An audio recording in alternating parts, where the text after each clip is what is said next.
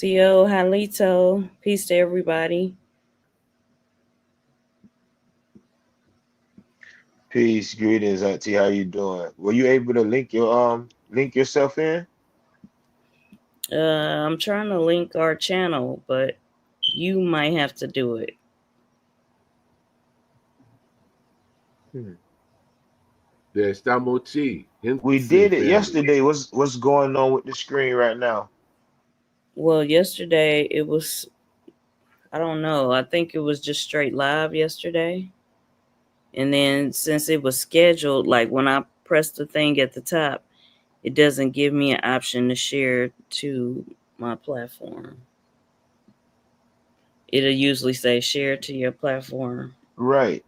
Um, I have it open to where you can do it how we did it yesterday.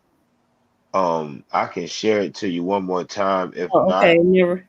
um, Well, okay. It says select destinations, but because I'm signed in on yours, it's not. Let me find it. Thank you. I appreciate you. All right, all right.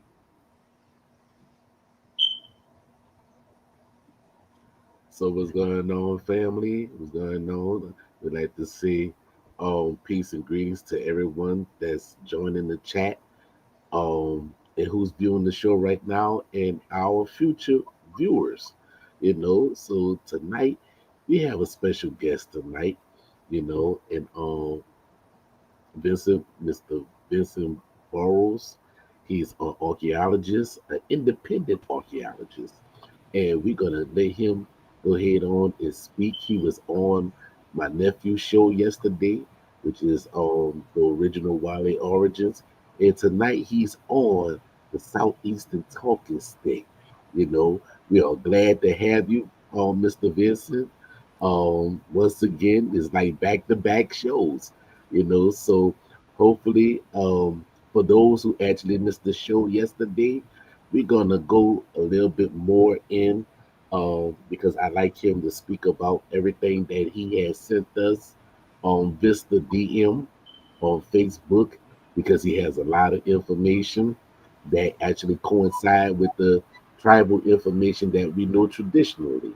So, Vincent, we gonna go ahead on and pass the talking stick to you. So we pass the talking stick to you. You got it. All right, thank you for having me. I really appreciate the opportunity to come talk with y'all, and hopefully we can share and learn about this site. And the topic on this that I'd like to present on is the clan symbols that were found in North Carolina. And this is a site called the Garden Creek site, excavated from 1879 to 1880.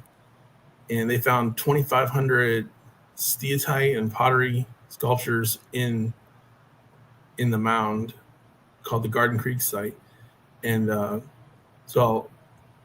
I've done is compared the figurines and sculptures they found with the clan symbols, and found that there is a one-to-one correlation. So they're really important figurines that represent each clan symbol. And so I'll jump right in, and if I can share, I'll share my screen and see if I can present this. Yes, sir. And also, how long did it take you to do this work that you actually about to show us? And I started doing this work in 2003 when I was a volunteer at the museum, and at the museum the um, symbols found at the Cahokia Mound site were correlating with this cross hatching. A lot of them had cross hatching all over the sandstone and steatite artifacts, as well as pottery that were found there.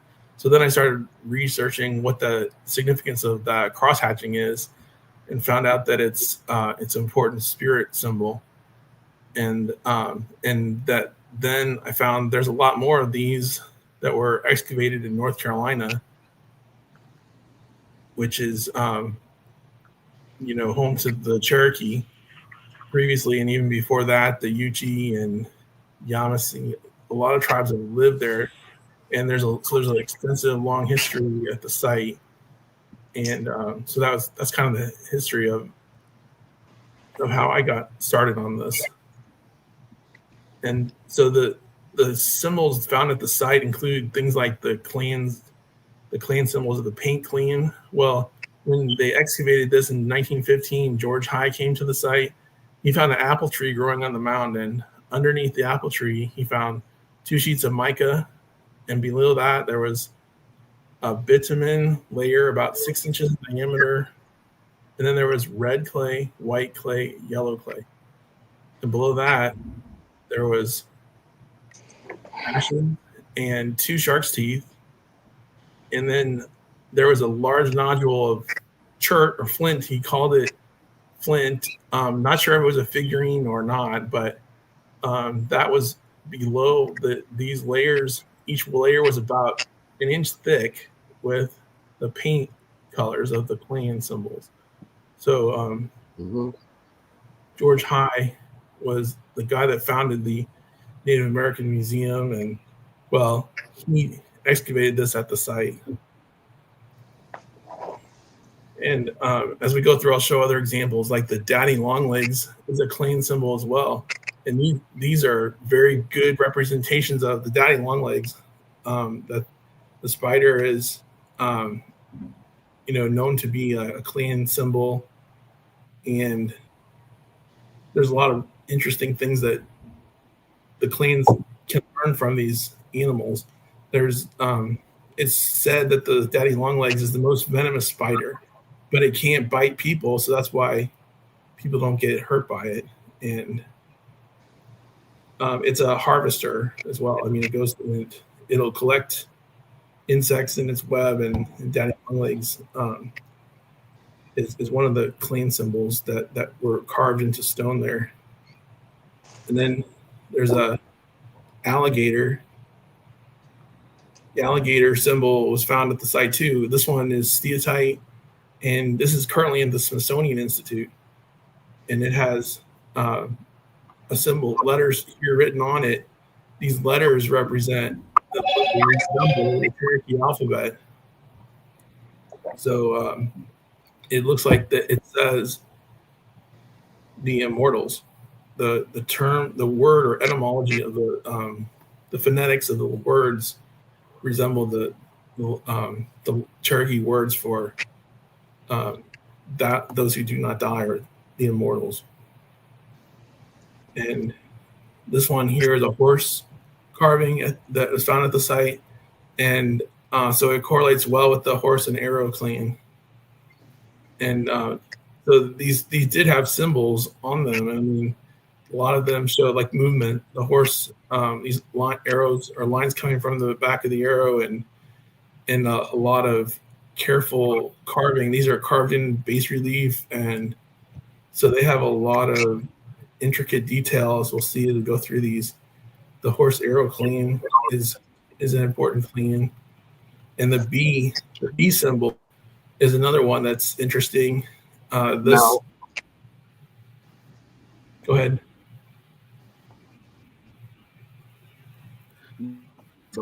The pottery that you have with the horse on it, that lets you know that they had ancient horses in America before the Spaniards came over, correct?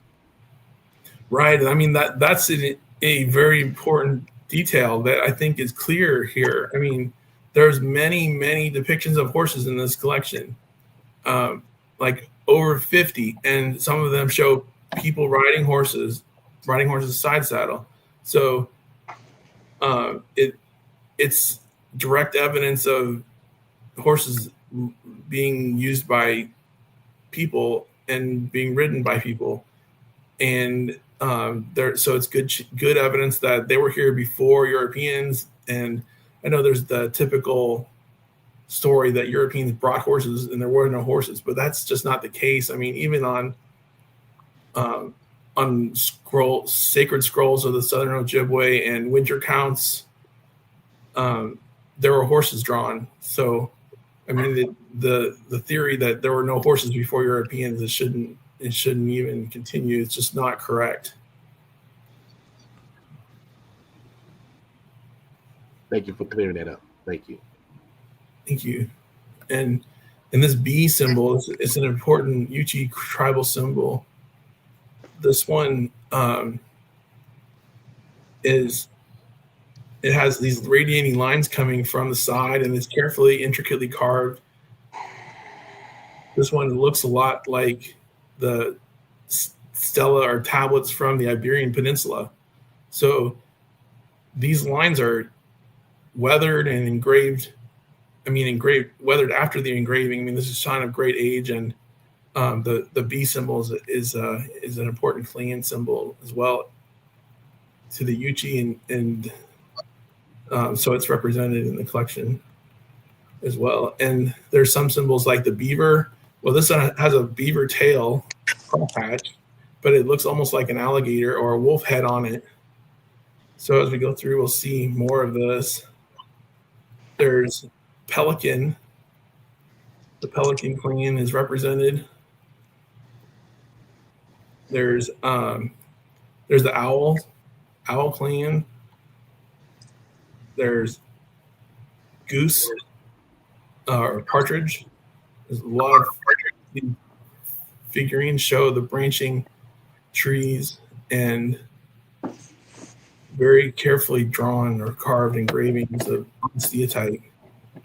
And there's some that show multiple levels of birds. Like there are many that show bird species, and this this looks like two different types of birds that were drawn with the branching symbols above them. And then there's like this. There could be a dove or this one. It's hard to tell. It's some kind of bird. There's also loon figurines, and the loon figurines have the chip back on them. There's the goose. There's a lot of goose figurines in the collection as well, and the partridge. This is a really good example of a partridge figurine. These are extensive. I mean, there's 2,500 of these in the collection. Currently, these are located at the Valentine Museum in Richmond, Virginia. And the others were at the University of North Carolina and at the Smithsonian. So they're all currently not on display. They're all locked in vaults or in drawers that just they haven't seen the light of day since they were found in 1880. I mean, most of them, you have to get a special permit to even look at these. And there's turkey figurines. There's other bird species like this one here. It's very artistically made, and like some of them show feet. Well, this is obviously a human foot figurine. Mm-hmm. Mm-hmm. There's other bird species here with branching lines coming up off of it, and things like this. The bird shown. There's hawk figurines as well. Bald eagle is shown. Eagle's an important symbol as well. And you can see these are possibly sparrowhawk and eagle. And then there's branching tree figurines, and the branching tree is a clan symbol as well. And there's turkey with the branching trees coming off the top of it. There's others that have the branching tree engraved in the sides of the stones. And this one rather artistically shows the bears climbing up the side of the branching tree, bending over, and then two other bears climbing on the other side. And so these are really different. They're all unique, and they're all very intricately carved and created.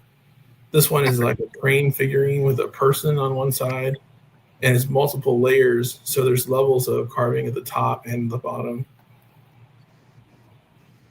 And There's Thunderbird, or what appears to be a Thunderbird with a mohawk figurine, and we know that's a clan symbol as well. This one looks like two geese or possibly cranes facing each other on the top, and then this sound wave or swooping pattern on the middle, and then there's an alligator symbol below that. So it's almost like two clan symbols, including the crane and the alligator. With this could be the sound waves or some kind of a motion and engraved in the stone. And thunder, I mean, the crane symbol is the symbol of thunder. So this could be the sound of thunder. I mean, the booming thunder of a crane symbol. And that's part of it attributed to that clan of the Thunderbird and the crane. Yes, sir. And this one here is a wolf. There was wolf or coyote symbols and a lot of canine symbols that were carved very intricately and clearly representing wolf. And then the links are puma, I guess clan, the cat, these cat-like symbols with the lines emanating from the heart outwards were depicted as well. And this one, very intricately carved. You can see it has these zigzagging lines, and it's carved with a platform base, and so it's completely incised on all sides and on the base, and the legs are out extended away from the side. So I mean, these were very carefully created art pieces. And there's other links or even spotted the images that kind of look like panther or spotted panther and bears. There's the images just go on and on with amazing detail, and the craftsmanship is amazing. And there's bears that look like they're holding a human and maybe even a skull. And we know the bear clan is an important symbol. Bear blood, or blood is associated with a clan as well. And the grizzly bear is a symbol of a clan that's represented. These were in a fire, and they smell like smoke still. To hold them or touch them, and they still have the smell of smoke on them from being in a fire. And there's some that look like they're holding something up to their mouth to eat it, or just we know the bear clan. One of the bear clans is the bear liver, and so it could be a representation of the Macacon, the bear's liver clan. There was many different materials represented as well. Some of them were sandstone or white or reddish sandstone. Some are pottery or clay. And a lot of times these are touching what looks like an altar. They seem to either be touching an altar with their hands and feet on many of the examples. So I think that's important because they were like penitent or, religious symbols of touching the altar. They oftentimes would have this cross-hatched altar in the front of the figurine, and they're reaching out to touch it. And there's this one is a bear on one side, and the other side has a male and female figurine. And there's bears embracing this. There's many examples of those. The bear was the most quantity of any of the figurines. There were over 56 bear figurines in this collection. And a lot of them showed two bears facing each other, like embracing. So the Nuki group, I guess, is the bear clan. And it says the bear was the largest clan, so large it had to be divided into the parts of the bear, like the head of the bear, the feet, as well as the different types of bears, the black bear and the grizzly bear. And then there was the crab clan as well, or crayfish. And so that was represented. And that's an important symbol because it's a clan symbol of the Anishinaabe, and it's also an Ojibwe clan symbol. There's some discussion in the sacred scrolls about the crab symbol in fourth degree scrolls. So this crab symbol is often considered an evil Manitou or evil spirit animal. In the scrolls, they talk about it as being a bringer of evil. The crab clan is one of the important ones. Then there's the merman. So this symbol looks like two brothers, one putting the hand around the other, and then it has this fish-like tail coming off of the back that resembles a man with a fishtail. So I think this could be a representation of the merman clan.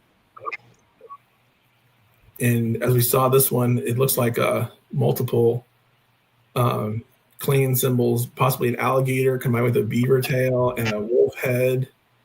Maybe a combination of that and the merman clan. I mean, it's hard to say, but some of these have multiple clans represented. And then there's the otter figurines. The otter clan is an important one. Many of the figurines showed otters, and on this example, it's touching an altar again, and then touching its mouth, reaching up to touch, and kneeling. I mean, the otter appears to be kneeling, with one hand touching the altar, and the other reaching out to touch its mouth. And there's three otters represented here, and the otter on the back has its hind legs spread to touch the altar. The other two are kneeling. So it's really interesting how they depicted that. See, these are the two hind legs of the otter reaching out to touch the altar.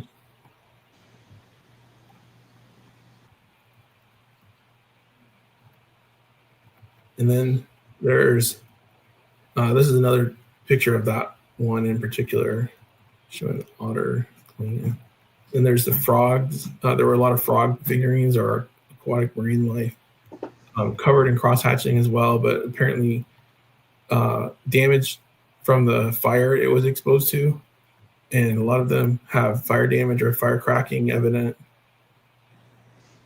And the Valentine Museum said these were in an admirable state of decrepitude when they were excavated. So they had been in a fire and worn or weathered for a long time. And there's some that show the snake figurines and the crisscrossing of the snake. There's a lot of them that have snakes engraved on the side of on one side, and then the other two sides will have the different figurines like human or animal carvings. Like you can see here, some of our stela. I mean, these are clear stela with serpent figurines, and then there's others that look like the fox or possibly raccoon. And people, I mean, people are depicted on these. Humans are make up about half of the figurines. The others are about half represented as animals. And some, like this one, shows a snake, looks like a person holding a snake up in the air, and the other person touching it. It's hard to say. There's a lot of them that show like a lodge symbol with bears, and this pentagon shape almost represents a house or a lodge. A lot of these seem to have that five-sided figure of a pentagon representing a house or a lodge. And you can see that one had two bears on it. There's snake figurines and fish. There was a lot of fish figurines as well. There's even whales and things like a narwhal with a horn on its head. I mean, there were an amazing variety of aquatic, marine, and ocean life figurines depicted. Painted turtles were in the collection. There were alligators and snapping turtles represented. And these are all clan symbols. So I'm just showing these to compare. Like the snapping turtle is a clan symbol, and it was represented well in the figurines. There was a lot of fish represented. There was squirrel represented. The squirrel clan was represented as well with figurines that were carved, and the skunk was clan as well represented in the figurines with a lot of intricate carving and very carefully detailed branches. These could be cedar branches or some kind of a but it looks like it's holding a turtle almost. I think this could be a representation of a turtle here that it's holding in its paws. Yeah, the skunk clan. Yeah, and it could be like a skunk clan holding the turtle clan, or maybe that's his babies, the turtle clan, represented as the parent, the baby being the turtle. It's hard to say. This one is another skunk figurine with the tail up this time, and these lines like it's about to spray. So these were all engraved with these branching cedar-like or cross-hatching images on the side, and just intricately carved. And there were coyote or fox figurines, as well as mink, even rabbit. There were rabbit figurines that were also carefully incised on all sides. And rabbit, and this is another rabbit figurine that apparently looks like a stella. The rabbit was very well created here. And there's one of the interesting ones is a porcupine figurine. The porcupine quills shown horizontally here, and then on the back, this shows the spikes of the porcupine standing up. This one in particular is very similar to Ming Dynasty types of figurines that were found that look like porcupines, almost identical in shape and size to the way they depicted it here. And those were at the Smithsonian as well.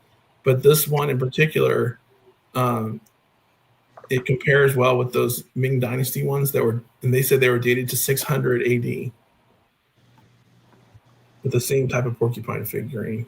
And there's others that look like they have punctates or dots representing the quills, possibly. So that was one thing that stands out. A lot of the human figurines have these dots, like from porcupine quills, around their collars or on their outfits, like where it would be an indication of porcupine quill embroidery. So they could have been wearing the porcupine quill embroideries around their collars and on their shirts.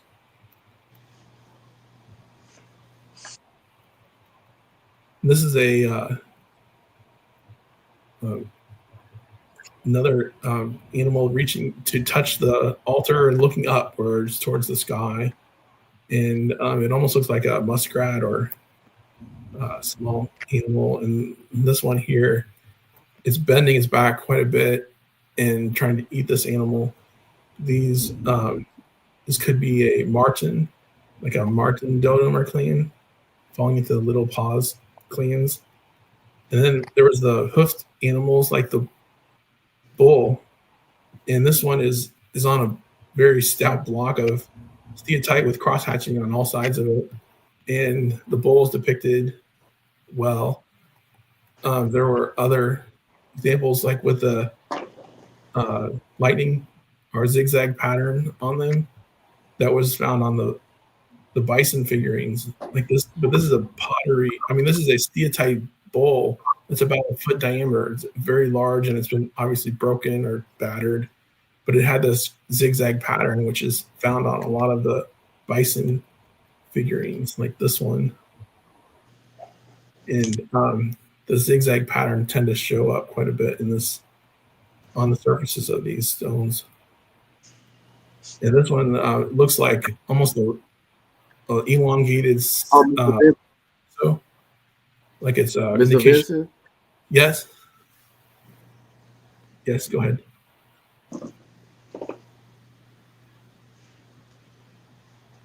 Sorry, can Yeah. you?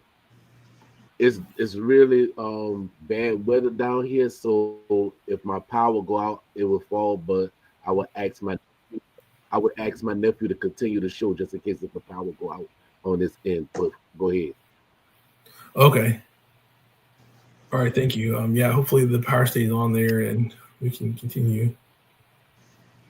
But this one looks like a bison or a elongated torso, and a lot of the depictions showed this cross hatching, but this could be an indication of movement, like the body's moving quickly, and um, there were some that looked like rhinoceros, like this one, literally a white rhino with a single horn on the front of its face, and we thought that it could have been like a hog, but with the horn on its face, a tusk. I mean, it would indicate a rhino, and we know that's a sub-Saharan African, South African animal.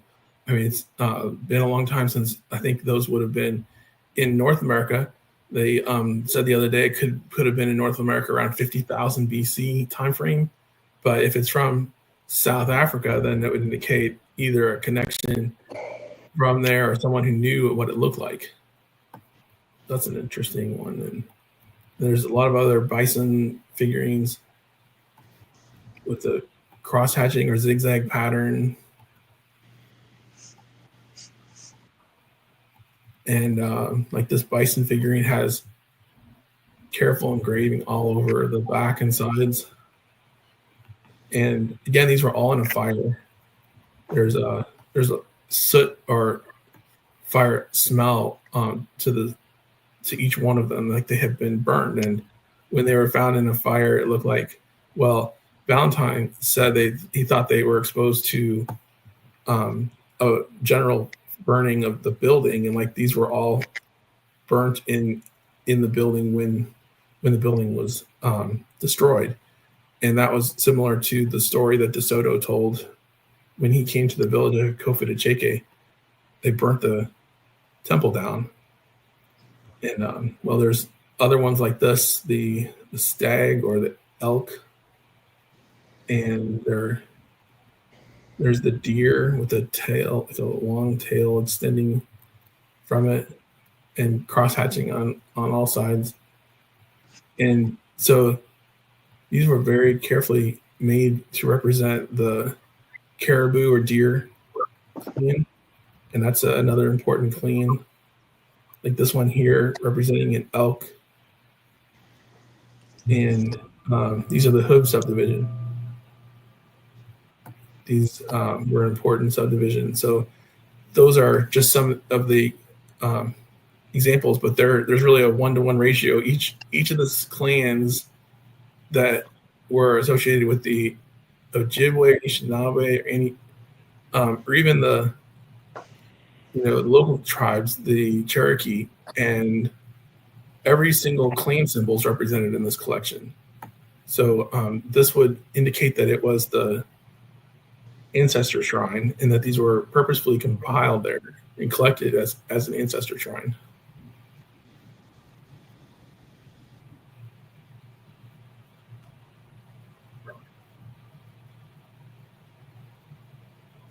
So any questions on those before we, I guess I could move on to the next slides if there's no questions. Well, I'm glad that Rick, I like to say that, yes, dealing with. All right. Hey, how y'all doing? Rick, how you doing? Chris, welcome aboard. Thank you. Thank you very much. Glad to be here. I would like to comment on something Vince discussed a little bit, and that is the smell of smoke. As he mentioned, all of those have the smell of smoke. One of them smelled like coal smoke. The rest of them smelled like wood smoke. So I don't know what that actually means. Maybe it was exposed to a different type of wood smoke, but it smelled like coal smoke to me. These are the ones at Valentine. Right. I think you mentioned all the others smelled like wood, like a hickory or. Yeah, some kind of hardwood. Yeah. So, well, we know that they were all burned in the building, and it's possible that just the smell of the smoke got on their surfaces, and it's hard to tell. But when Ben Valentine wrote a letter in 1880, he described the smell of smoke on them, and he said that all were burnt like that. And so this was something that likely occurred during the time the building was burnt down. And it would coincide well with the thermoluminescent results that we found, where they had been burned, and this reset the thermoluminescent clock. So they said the burning would have been within the last 100 years after or before they were excavated. So it likely occurred between 1780 to 1880, which is around the same time the Cherokee were forced to leave the area. Right. But it's also 200 to 300 years after DeSoto said that the temple burned. So I don't know how to read that. Right. So it's hard to tell, but there were carbon dates from DeSoto in the report from the archaeologists that they said 411 years ago was their time frame of a carbon date found in the mound, and that would coincide with DeSoto. But the thermoluminescent result, they were, I think they were not clear, or didn't give us a real good report on what they were finding, because even the Virginia conservator said it looks at 1,000-year periods. So they were not being very precise or helpful, I think, with the dating. And they said they didn't do a thorough report for us on the dating from the thermoluminescence. So, I wouldn't put a lot of,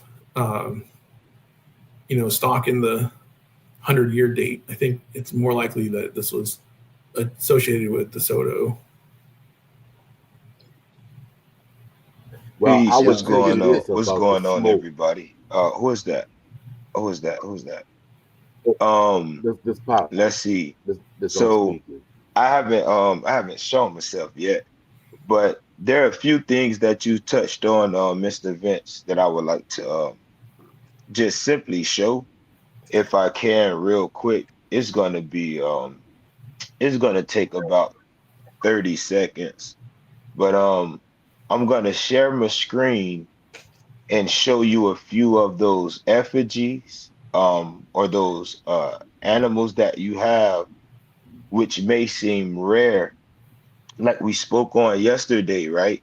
When I was explaining that a lot of these animals that people say or may consider, or think that they're not originally American, they actually do have American origins.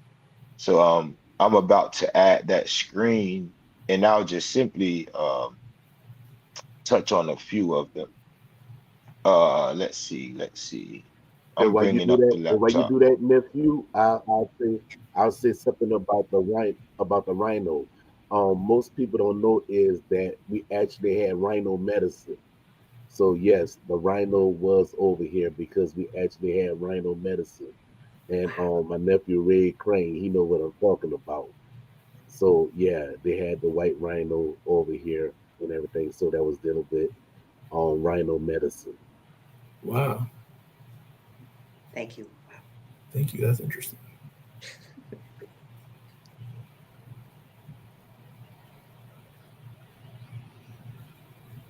And also about the smoke that you smell, the same wood that was used to actually help cook the potteries is also the same wood that we use for barbecue.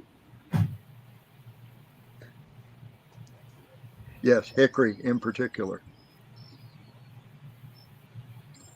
Yeah. Now, one other thing about the rhinos, the woolly rhino supposedly disappeared at the end of the Pleistocene, at least from North America. However, some of the tribes, particularly the Great Lakes tribes, have living oral history that goes back to that time when those animals were still alive. So the description that was used to make the figurines could be part of that living oral history. Just my 2 cents. Exactly. That's something I touched on yesterday. Someone made a point or kind of an example, like, well, this group of people could have migrated over here and explained to the native people what they looked like, and the native people made them, and they got left here. And I'm like, nah, it's a lot of stories about these different animals. Um, from these, from these ancient time periods, that we even have today. So to write it off as, it may just come from over here, nah, we have to expand that thought. Right, and that's interesting about the medicine, the rhino medicine, because the medicine clan was another, important clan. And is there more info about what type of medicine and where they get that? And it's quite interesting. It may have been, something that that was, part of the medicine clan. I don't know if there's a site down south that has, so Well, many. well, the rhino was one of Forgive me. Please go. I'll continue, please. Oh, you got the floor, mother. Go ahead. You have the floor. I'm going next. It's your time, please.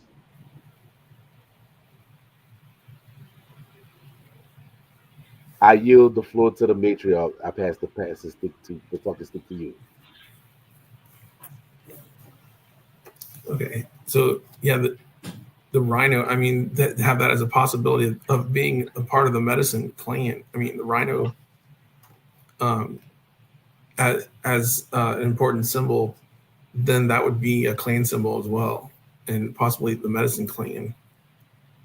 I just think that that's a really interesting connection. What I'll say is, what I touched on yesterday, medicine was definitely more of a society, because every clan had their own medicine, right? And not everybody's medicine dealt with everyone. So not everybody was even privy to the knowledge of every family, right? So we're looking at more of a society, or as I said yesterday, like a priesthood. Cool.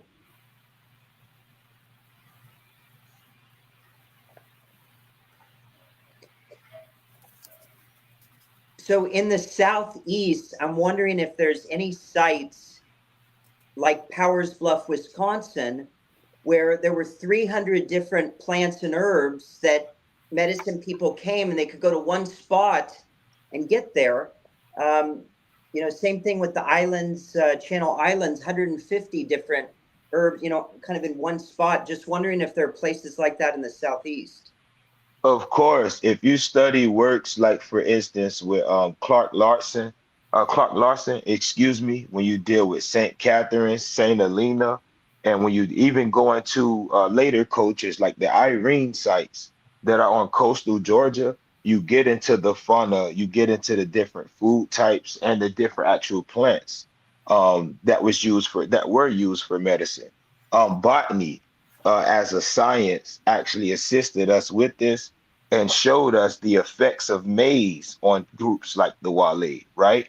We know that maize isn't indigenous to the southeastern United States.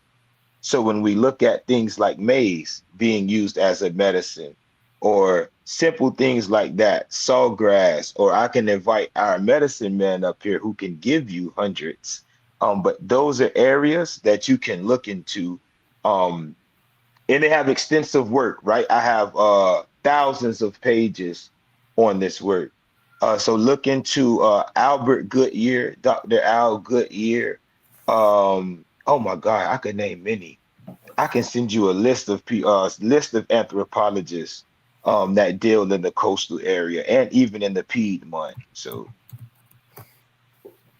Because I'll tell you but just a crazy just follow up from Dr. James P. Shears today. He thought that this underwater Cuba site being, possibly 60,000 years old, but that the Yuchi were traders from India that were in the Caribbean and moved up the Mississippi River.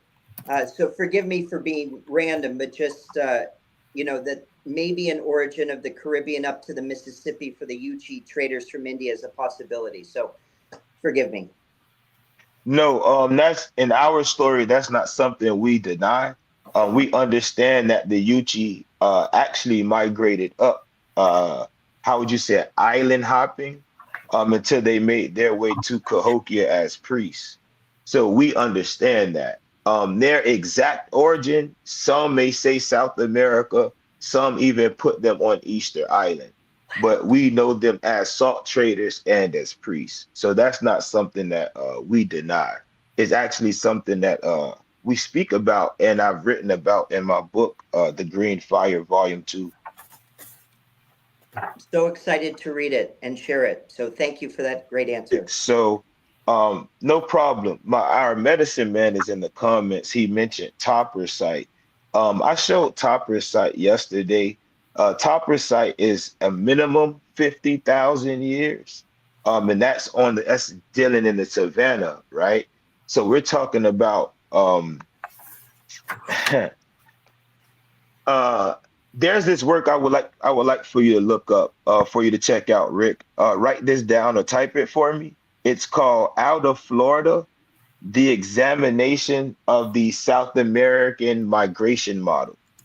And what it explains is there's proof that people came down into the Caribs and into South America and ran into a new people who were there. And that's where you get these different admixtures. That's how you get these new traders coming into different parts of the lands and things like that. So you will find haplogroups A through D and even X in the low country or dealing with the Gullah. So I would like for you to check that work out. Incredible. Thank you. On the screen, I have a rhinoceros bone, jawbone. This is actually in the Florida Museum, UFL. I showed the horse before. It's a few things that Mr. Vince touched on. Here's the snake dealing with on the gorget. So dealing with what I call the Yama era or the Mississippian era. Here's a frog pipe. You spoke on the frog effigies. So I would like to show you some frog effigies also. Let me see. Here are the effigies. So let's see. It should be clicking over real soon. One of these is slightly slower than the other. But you have frog effigies in the Mississippian era. Let's see if did it pull up yet? Yeah, it pulled up. What else we have? You have the Jaguar, right? My clan, Wayapa. So you have the Jaguar actually existed in the Southeast.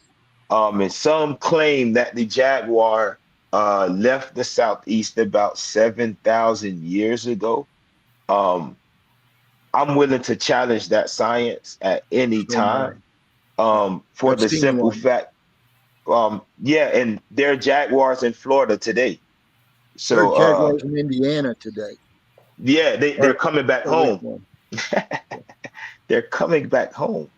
But many of these symbols, again, you and I agree, Rick. We're dealing with the people that already had knowledge of them.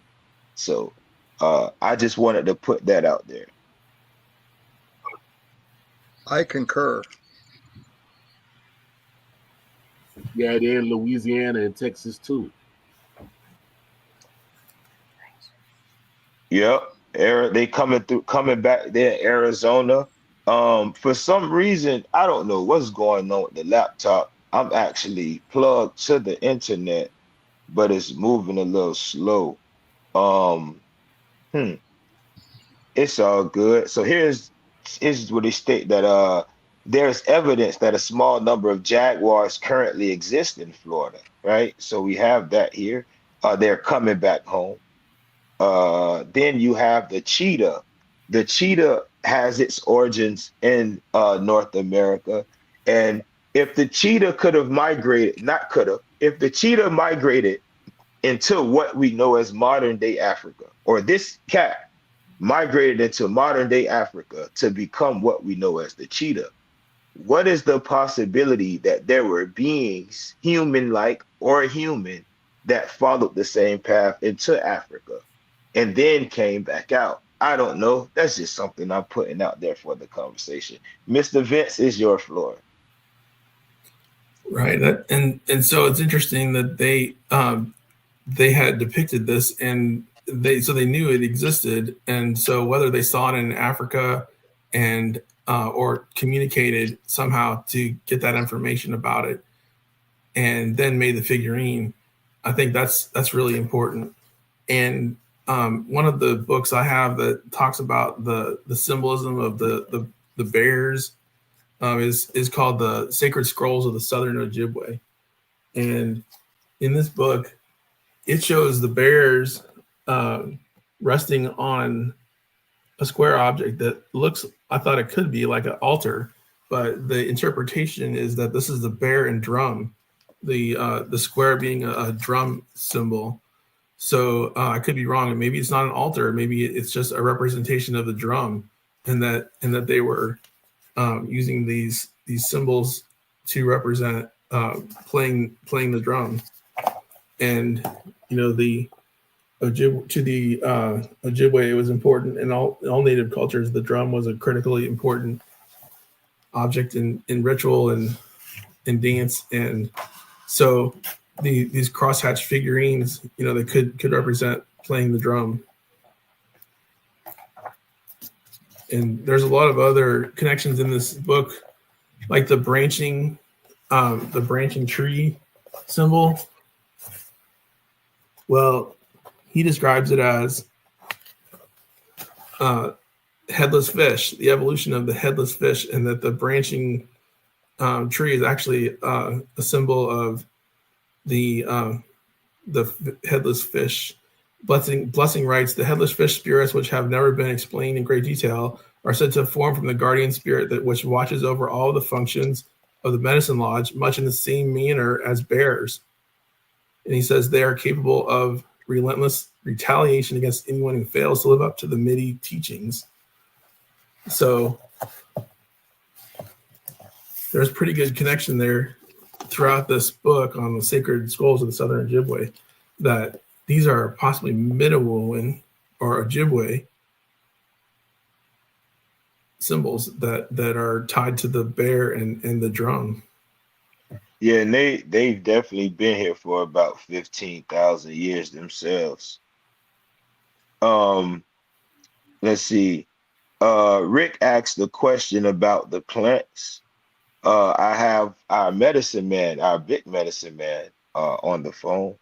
The lead healer, he can answer that question about the plants.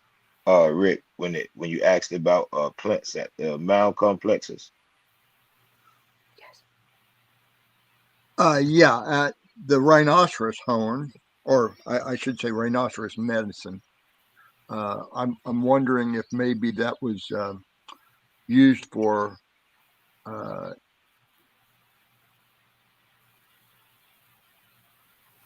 Oops. You had cut out. What was the last thing you said? I was asking if the rhinoceros medicine was used, as it is today in some countries, to treat erectile dysfunction. Yes, that's one of the things. It also was used to cure inflammation in the body and also certain stomach issues. It was Like yellow also root. used to make a powder to also put a certain initiate in a trance-like state of mind. I didn't know that one. Early Africans also knew about the power of the rhinoceros horn and bones due to the early interactions with natives over here in America. Trade routes. Long ones. Exactly. And One other thing you mentioned earlier was that the Yuchi were salt traders. Did I catch that correctly? Right. So I don't know if you're aware of it, but there's a Canadian anthropologist. Her name is Genevieve von Petzinger, and she has studied ancient symbols that she found in caves all over the world. And the largest set of symbols that she has found has been in Europe. But all of the caves and all of the symbols seem to be about the same age, at about 40,000 years, including the ones in North America. The European set and the North American set share two symbols that appear nowhere else in the world. And I am 100% certain that one of those symbols represents salt, probably the single oldest traded commodity known to man. And by the way, if you look at Morton salt box, it is encoded in that symbol itself. You know those circles that show up in the southeast, as I spoke on yesterday, come from also a dark-skinned group of Europeans. And there are also a pale-skinned group of Europeans known in the Iba'a or in a town named Duhar, right? That's Duhare. So the culture, when we talk about the culture, we're talking about not just race or ethnicity. We're talking about business. We're Correct. talking about business. How do we get shit done? This is why Commodity trading. TB means salt in the Yuchi language. Rick, we know what's going on here. Yep. It was always about business and how you could get what you wanted by trading things that you had to someone who wanted that thing, just like it is today. You might be working online, selling your skills in IT or whatever, but it's so you can get those commodities that you want. That's what we And do. also right here in Misnomer, Louisiana, where the Bagula or the Isca is actually have one of the largest salt mine that's right here in Bagula territory, which became known as the Napoleonville or White Castle. And this is where you also dealing with the salt because the pepper that was bought from South America, that's how you wind up getting your Louisiana hot sauce because salt was the main ingredient for the hot sauce. And that was right Yes. here in Louisiana, right here in Bagula territory. And that's why you got Tabasco, which is also a mining city that's down there in South America, or Tabasco, as they say. Don't forget the vinegar. And vinegar. Yeah, the Right. That vinegar. is an Yeah, important part of it. Right. But And this speaking on yeah. that, I did want to interject. By you saying the Bayogula, that made me think of it because earlier he showed effigies. He said about something about the crab or the crayfish, the crawfish. So The the crawfish. alligator, yeah, the crawfish and the alligator are totems of the Bayogula, and the Yes. red one is the war symbol, the red one. So he was saying that some viewed it as evil, but it is a war symbol. It means war, representing bravery and things of that nature. But I can speak on that a little more. Did you find out what the blue Right. crayfish represented? Tell us. Peace. Yeah. Well, yeah. Yeah, it was dealing with peace and war, and you had both of them that actually built mounds, and also And yeah, in the Shatta language, the red crawfish was called Shaka Sha'uma in the Shatta Yes. language.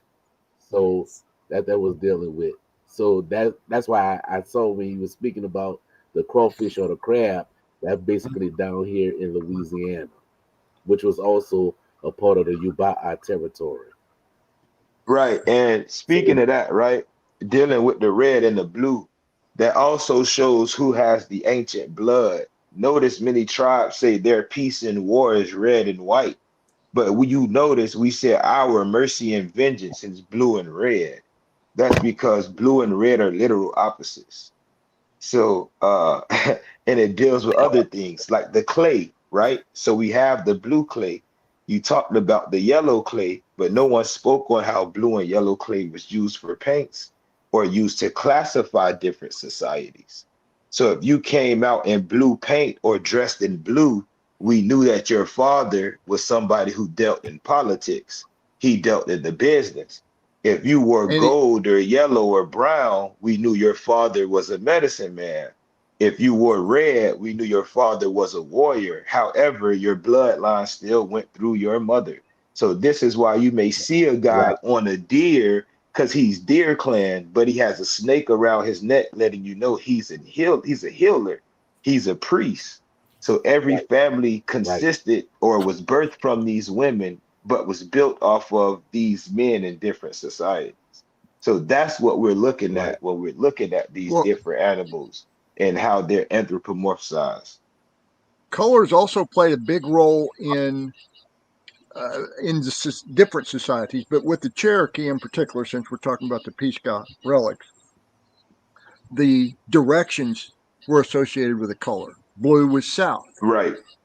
black was west, and it was death and evil and a whole bunch of things. Um, the seven sacred directions is I have on the dashboard of my truck a tinker toy with 6 spikes on it, and of course the seventh direction is inward. But the blues, Yes. born in the South, is a mood as well as a direction and a powerful part of Cherokee magic. White was happiness, white Mhm. was gaiety, et cetera, et cetera. So there are a lot of things about the colors, particularly in the Cherokee, that mirrors things they learned probably from or alongside the Maya, as an example, because they had meanings, different meanings for each and every syllable in their language, depending on the That context in which it was used. definitely, definitely. And that group of Maya is the priesthood. This is what's missing. That's the Yuchi or the Ani Kutani that the Cherokee claim to have killed. But if you listen to the word Kutani, you know that's not a Cherokee word. That's number one. Number two, we know that the Cherokee syllabary looks almost exactly like the Yuchi pre-syllabary, which Traveling Bird actually brought back to the world. So that's number one. Number two, when we listen to the word Katani and we do a linguistic study, we find out that it's cognate with words like coda, right? Like Lakota, somebody that's a brother, a friend, or an ally. We find out that it's similar to the Mobilian word Kutani, which means a sorcerer or a fire priest, Yeah. or the Catawba Mhm. word Katani, which means an elder brother or your mother's brother-in-law. So we're Or dealing teachers. with the brotherhood, the Tosi Taniwano Yadaha, the brotherhood of the sacred pipe. That is what the Cherokee and the Muskogee brought down during their migrations across the West. This is what the Lenape took down on their migrations across, from the West into the East. So, So Rick, we know what's going on. yeah. I would say it Well, every time. the other part of that whole story is they had a writing system. The Cherokee used theirs, but everybody, every tribe, every clan had their own unique uh, version. I'll put it that way. But they could pretty much all read it the same. And like the Maya, each syllable was represented by a character. And as I mentioned, it had different meanings depending on the context in which it was used. But what has been unsaid and unexplored for roughly 300 years now is that they had a way of transmitting messages through the air using light by reflection or by louvered lantern style, and that people could read it at a distance. And you didn't have to send runners. You didn't have to send written messages on parchment or on bark or anything. You just sent these flashes Oh, of now light. see, And we're getting into the quartz culture. Yes, we are. We're getting into And electromagnetism. We're getting into science. well, no, not really. We're getting into how people used what they had available. Like, for instance, the torch keepers, the people of the torch of the Great Lakes regions. And they also had other roles within the overall continental society, if I can put it that way. The Ho-Chunk, the Potawatomi, all of the cultures around the Right. Great Lakes had a role in, let's say, patrolling the rivers, keeping the order on the rivers because everybody had to use the rivers. I And would like not to cut your wisdom, Rick, but I like to correct a person right quick. When they say Yama, Yuchi, Maya, weren't equal invaders. Well, they wasn't invaders because they didn't come with war. The invaders was the ones that came with war. Go ahead, Rick. yeah, but everybody used a writing system. That Actual was my point. facts. Yeah. Right, like and this site in particular, it had the important commodity of steatite being nearby, and mica.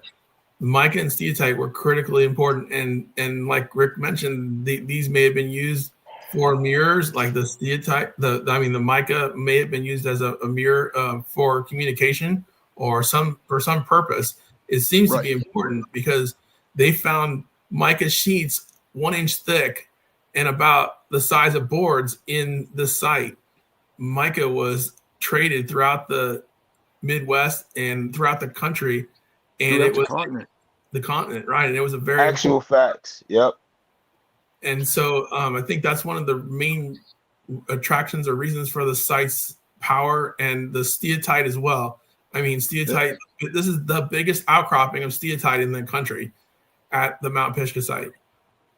A lot of my work has been about this line of sight communications thing, and another class of artifact that goes along with that is a stone tube. It'll probably be about 10 to 12 inches long. It'll have a channel running the length of that is anywhere from 3/8 to a half inch in diameter. And it was used to sight whatever point on the horizon that you wanted, from which you wanted to receive your message. And these things are ubiquitous. You go to any major mound site, Great Mound in Ohio, Grave Creek Mound in West Virginia. Cahokia had a bunch of them. There were several at Pilot Mountain. And you just focus it on your object or your station that's downrange, and it keeps you from being distracted by other lights in the sky or on the horizon. Interestingly, these things are also found all over the Giza Plateau. So this had to have been a worldwide phenomenon.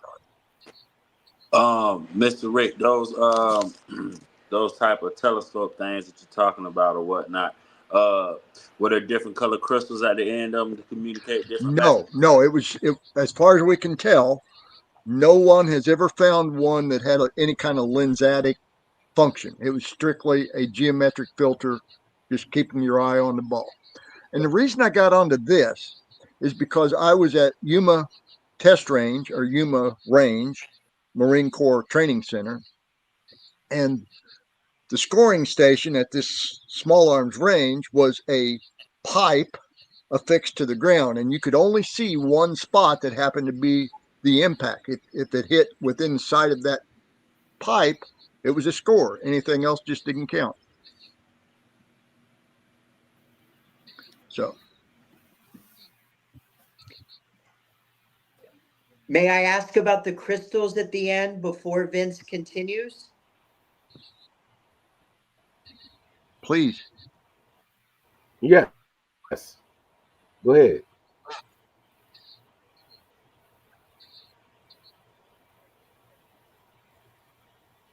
Did you know of some crystals affixed to stone tubes?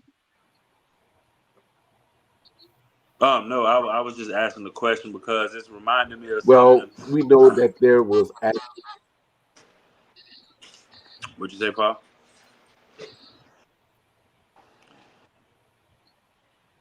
The reason Well, I mentioned crystals or different color crystals is because it I reminds me of know something from I've seen in what was passed African to me. artifacts. Oh, African artifacts. Cool. Thank you. Sudanese and the Dogon in them, they actually had that as well. Thank you. You said the Hopi and the Dogon. Is that what you said, Pa?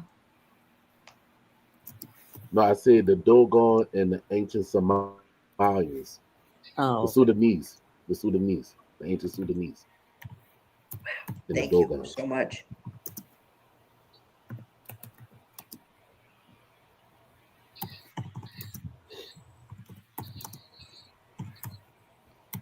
Yeah, a lot of people were interested in the skulls, the bones that you had. Did you have any slides of that, Vince? Yes, I could bring that up and show that. Just a second.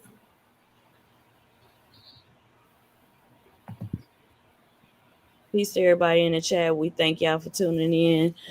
We appreciate Nephew Wale Origin for this collab today and to all our panel today. Thank Yes, you. we are Pokey. right. Thank you, thank you. Never a And don't be problem. afraid to ask y'all Since you questions, said that, everybody. I went ahead and changed the background to the green fire for a little bit. Yeah.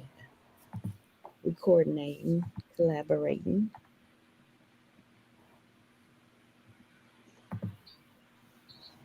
Okay, can everybody see the screen?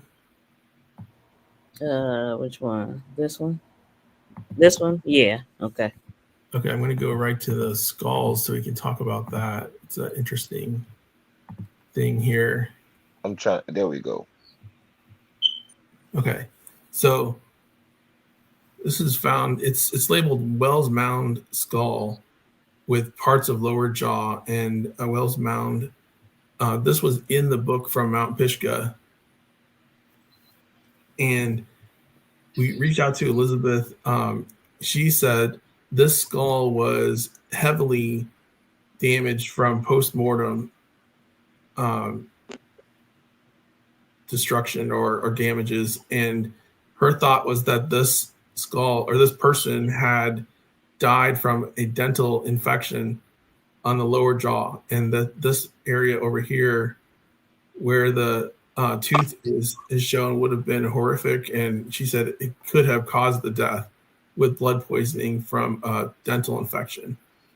And she said that this skull is it's clearly, she said it was adult male, elderly, because of the eruption of the tooth, the molars. And so she said it's above 40 years old or so, adult male.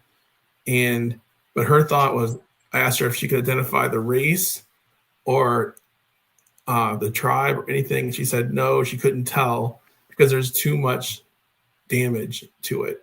It's not, she said that because of this post-mortem damage, it's not possible to tell what race it is.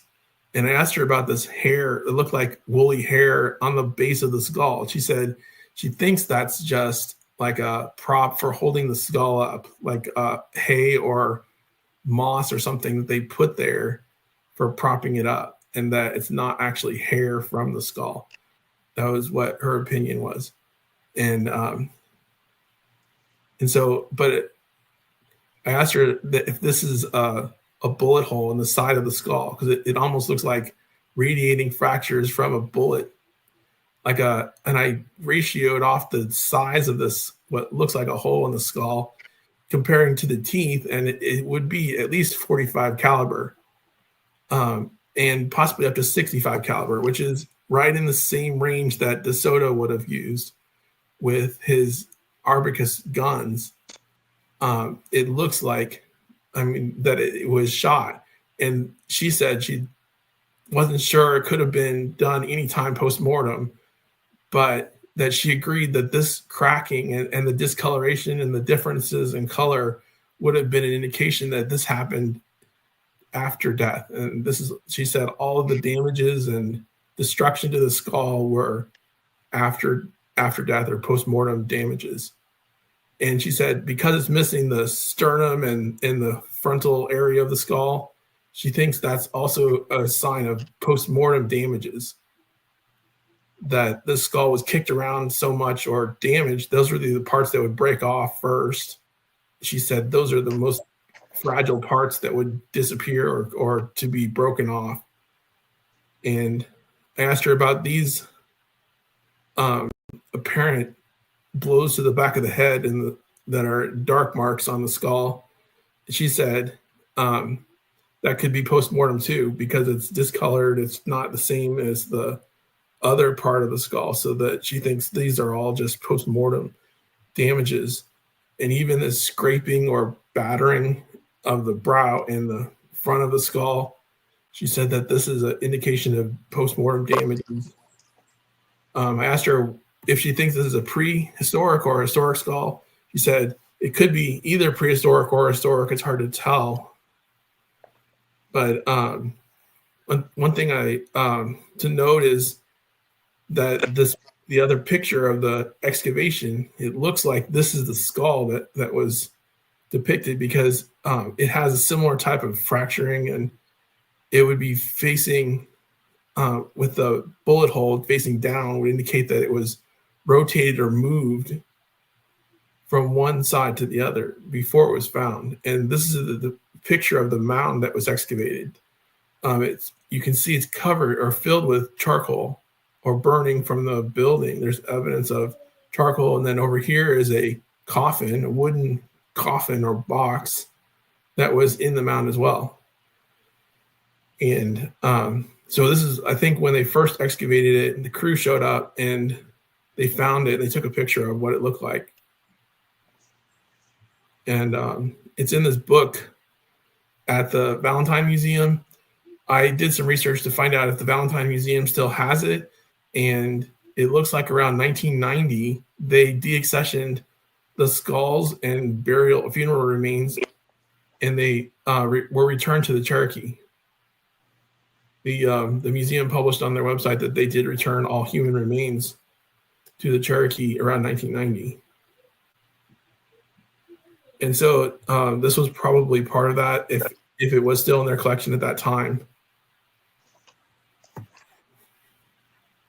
And so, but the thought that this person died of blood poisoning from this tooth decay or dental problem, and then, the Soto Chronicles documented this horrible treatment of the ancestor shrine, that in the Chronicles, it says that they knocked over the coffins, they kicked around the skulls and destroyed everything they possibly could. And, this would be good evidence of that it was coinciding with the story that they had and their journal records of the Soto conquistadors. And it's horrible. I mean, it's horrible treatment that they did. And, but this is probably the only, direct link to the Soto's, destruction, and that still exists today. I mean, in this picture.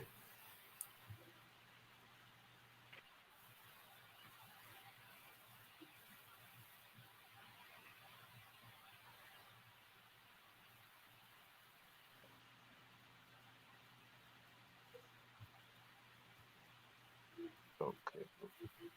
Are there any questions on that? I did have a question, but there's something that I would like to show.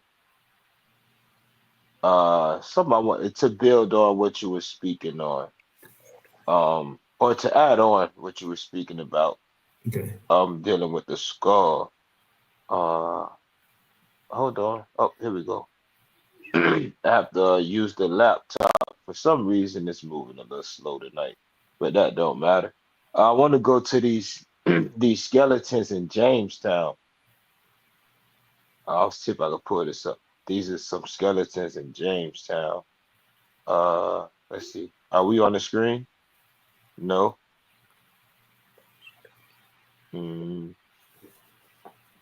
Hmm. What's going on? Let me check this real quick. Why y'all doing me dirty? Hold on, y'all. Bear me one moment. I think I have to pull your screen down. Let me pull this screen down. Okay. Add to stage, and let's see. Because I know you said the woman stated that she don't know if that's wool. You said she doesn't know if that was wool that was put there.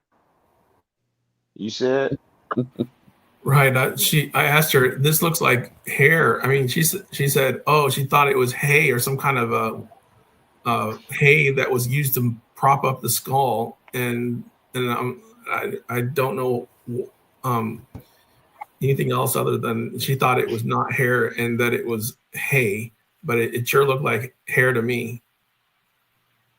Mm-hmm. yeah, that's interesting. That's interesting. I'm looking at this comment here too. I'll address that. I want to address that also.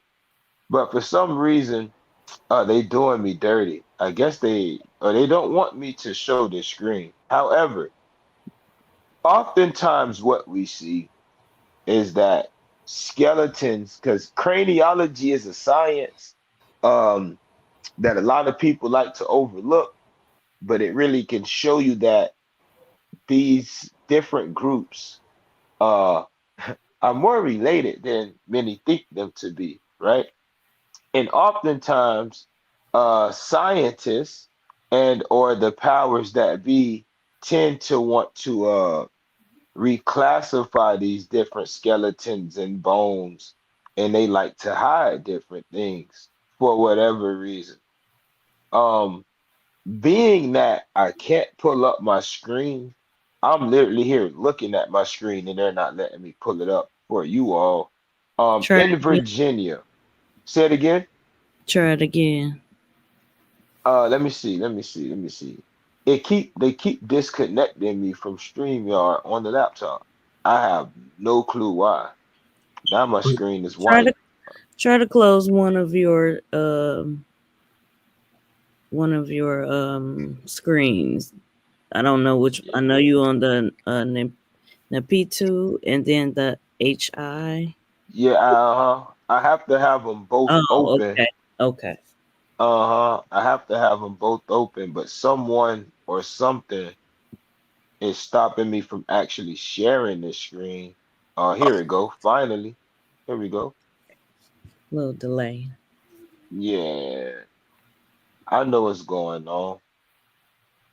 I know what's going on.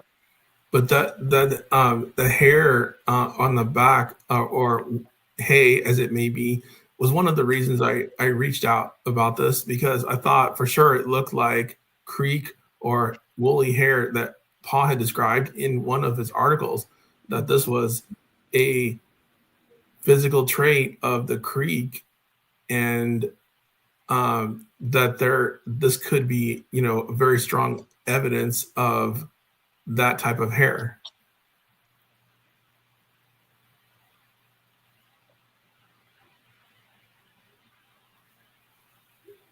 Yeah, very interesting that you said of the creek. Uh, Took long enough, right? And then it fell off again. I don't know what's going on. It's something is on the screen now. Jamestown skeletons. Well, see, yeah, so it's all my devices then. It's clicking on and clicking off. But these skeletons that were found in Jamestown, I think it was in the 1600s and 1700s. I can't look at my screen. I don't, whatever. But they basically were classified as Native American or Negro, and they were reclassified. So they were originally classified as American Indian. And later they reclassified those same skeletons as being Negro. Hmm. This is the same state where quote unquote American Indians were also reclassified as being Negro simply because they may or may not have had what someone considered a Negro ancestor, Mm-hmm. right? Mm-hmm. Now, the interesting part about that, and I can go off the dome if the screen doesn't share, it doesn't share. Anyone can grab the book, Woodward's Reminiscence. If you study the quote unquote Creek Indians, you will find in that book on page 130 that when it was is it James? I think it's James, but he's writing. Here we go, popped up right here. But he's writing about Thomas Woodward's work, and he mentions that when Woodward speaks on the Yamasee, he says, I think he locates the Yamasee, I write from memory, in the middle and eastern portions of Florida, and says that they were occupying the country when the Creeks came, the Muskogee uh, invaders, right? Now, he describes the Yamasee as having dark skin, coarse hair, thick lips, and flat feet, and as having inferior implements of war to the Creeks. This was written 1819. Now, the thing is, when this war of extermination was waged by the Creeks, the Englishmen wrote it as if all of the Yamasee was extinct, but they were simply talking about one town. But another thing the English didn't understand is that the Yamasee itself was made up of many groups of people, all of which were considered to be Negro or Negroid at one point in time. Now, this is not to say they are African, which congressional records actually says. Right? Congressional records say that the Yamasee are pre-Columbian Africans. But I just wanted to put this out there that um, there are remains that have been reclassified. There are people that have been and have disenfranchised. So all of this has to be studied. Also, you all can look up this work that was done in 1939. It was published under the direction of the Royal Anthropological Institute of Great Britain and Ireland. But what you will look for is Negro skeleton remains from the West Indies sites were found. So yeah, look up the Negro skeletons in the West Indies. And what was being debated is that there was a Negro physical type that inhabited the Virgin Islands in pre-Columbian times. I'm going to see if I can pull this screen up right here. One moment while I'm reading it. Let's see. Hold on. One moment. Let me get to it. Here we go. Boom. So it's going to pull up as I'm reading. But yeah. So in the West Indies, there were skeletons that were found that were said to be of the Negro type. Now, these skeletons that were of the Negro type were said to be pre-Columbian. However, scientists began to say, well, just because they have these eloquent burials, just because you find them in these mounds, doesn't mean that they belong there. They can actually be invaders. However, they haven't found anybody else in the mounds, only these so-called invading Negroes. So I'm not saying I get it, but I don't respect her work. Not her work, but I don't respect her answer if she knows better. So sorry for being winded and getting that cross. No. I have a question. Do we know, and I think I read this once before, do we know what the stature was on these skeletons? Were they like almost 7 feet tall? No, not at all. And I had that conversation with someone. I'm going to be completely honest with you. These people on average were between 5'9" and 5'11", and we're talking about men. The average man today is 5'6", 160 pounds. So at 5'9" or 5'11", they were still more robust than the average man today. However, when maize came into the land, their bones started to deteriorate, their bodies started to deteriorate. So that's for another conversation. But yeah, you had people being 6'1", 6'2", 6'3" was rare. So when they talked about the giants, they were speaking on people that was 6'2" or 6'4", like Red Crane, right? those people, basketball players today are what we consider giants. It was like that back then. But even then, they were slightly bigger than the average man and woman today. And Well, you can look this up in the St. Catherine's works. I ask because when Columbus logged his first encounters with the Tainos and the Caribs, who met his ships with dugout canoes that were longer than his ships, he described them as being quite tall, 7 feet, give or take, very beautiful, very muscular, very impressive individuals, but also very peace-loving, and he thought he could control them. And that stature of people was pretty much ubiquitous around the Gulf at that period of time. And that's why I was wondering about these particular skeletons. And that's like, we also, when we take into the account of the average size of the Spaniard, we'll understand why someone 6'5" was seen as 7 foot, right? We're talking about someone whose average male was 5'4", 5'5". So they're looking up at someone who's 6'4", 6'5". And then even those giants we do have that are 7 foot, 7'1", right? 6'11", but that wasn't the average. So I No. definitely can say that much. Yeah, that wasn't the average.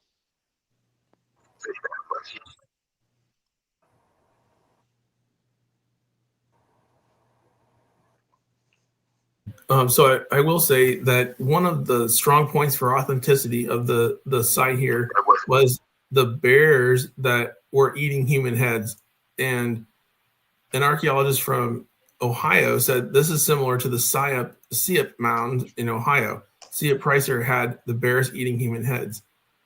And at the Siap Mound, they found figurines of humans that looked like African and Indian sculptures.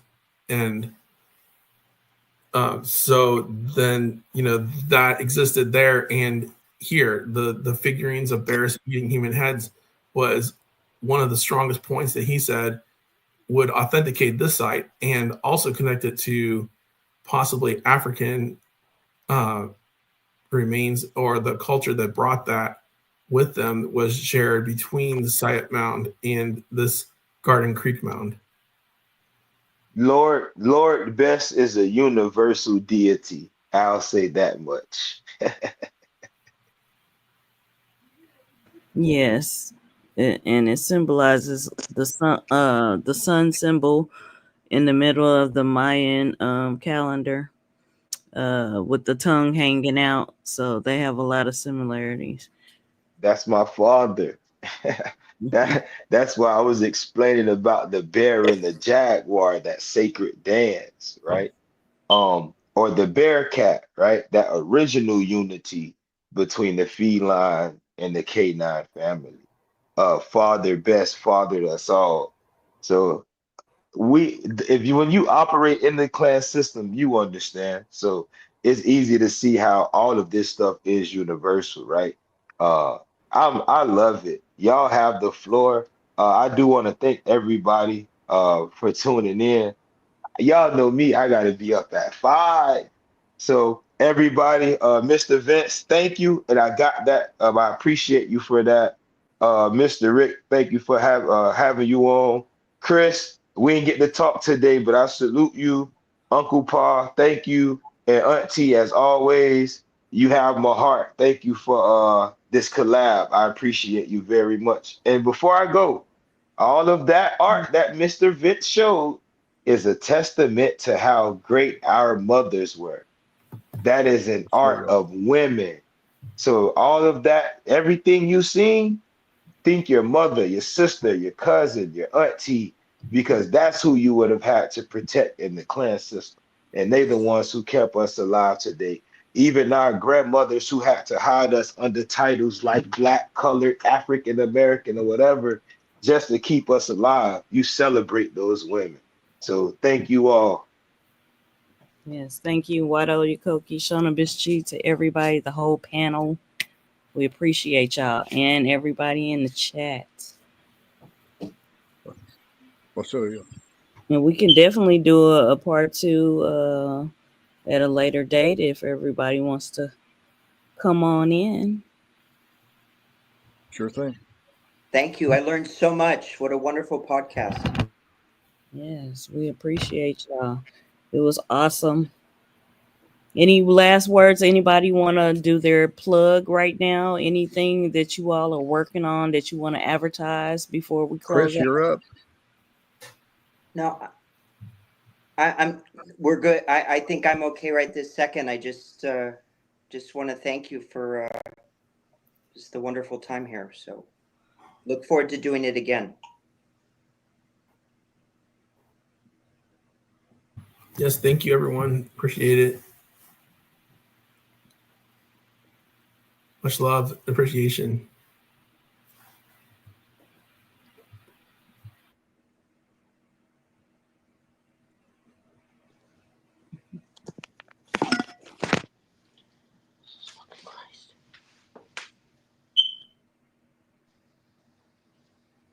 So I guess that's everyone. Y'all know me. As I always say, have a wonderful day. Don't do nothing crazy, because then people will take you to jail. Get you some good rest. Tomorrow's Monday. A lot of our children, or godchildren for me, are starting school. So make sure you get some rest too. Because while you may stress at work, we can't act like their systems aren't stressing our children. So much love to everybody who tuned in. Leave a like on this video and please come back when we stop and go to the Southeastern Talking Stick and leave a comment. That way this video can get noticed. We'll see you all next week. Peace.